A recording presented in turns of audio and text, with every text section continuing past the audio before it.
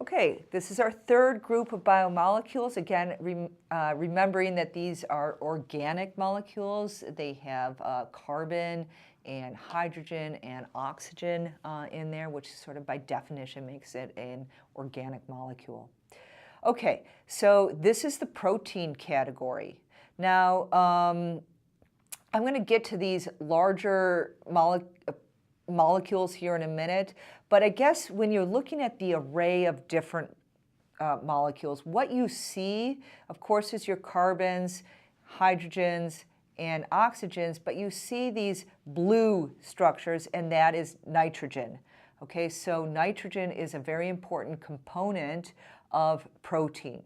I'm going to kind of push these to the side and begin with the unit that actually makes up proteins, and those are amino acids. So I'm going to put that one to the side as well. So what we have here are, out of the 20 amino acids, what we have here are 3 amino acids. And in a previous video, I went through the structure of an amino acid, okay? And in lab, I'm really more concerned that you can recognize that there's an amino acid, but I will tell you the names of these particular molecules, or these 3 amino acids. Okay, so I'm going to take these, bring it to the side, and pick up probably the absolute most simplest amino acid, and this is glycine. So just as a review of what an amino acid is, it's going to have an amine group. It's going to have a carboxyl group, COOH, carboxyl group, amine group, and then it's going to have the central carbon. And in black, the central carbon is also going to attach to a hydrogen. And then the last group is what we call the R group. Now, glycine, like I said, was very simple. So if I turn this around, okay, that R group on this amino acid is hydrogen. That's it, all right? So this is the amino acid glycine. Next, what we're looking at is alanine, okay? So real quick, carboxyl group, amine group, central carbon, hydrogen, and then we have the R group. Okay, and so this is a methyl group, and so that's going to be a little tiny bit more complicated. It's the carbon and the 3 hydrogen. Lastly, as an example of an amino acid, we have cysteine. So let's go back. What we have is the carboxyl group, the amine group, the central carbon, if I have to turn this around, the attached oxygen, or the attached hydrogen, and then we have in yellow, this means it's sulfur, so we have this sulfur R group, okay, that is attached. Now, like I said, I'm not going to get to that kind of detail, like what exact amino acid are we looking at, but I think that these serve as an example of like how the R groups will differentiate those amino acids. Yet the rest of it is all going to be the same for every single one. Okay.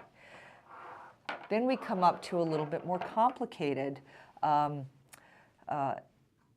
acid or peptide molecule, and this is what we call a dipeptide. So that means that there are 2 amino acids that are attached. So this is the beginning of making a protein. Okay, so here we see the nitrogens, and that's indicative of the amine groups, okay? And so what this is actually going to be a glycine molecule attached to an alanine molecule, okay? And I can tell that through the R group. So here's that methyl group, and over here is that R group of hydrogen. All right, so this happens through a dehydration reaction, so we lose the water, and we form this peptide bond, dipeptide, 2 amino acids put together. So when we begin to look at proteins, which we know are very large structures,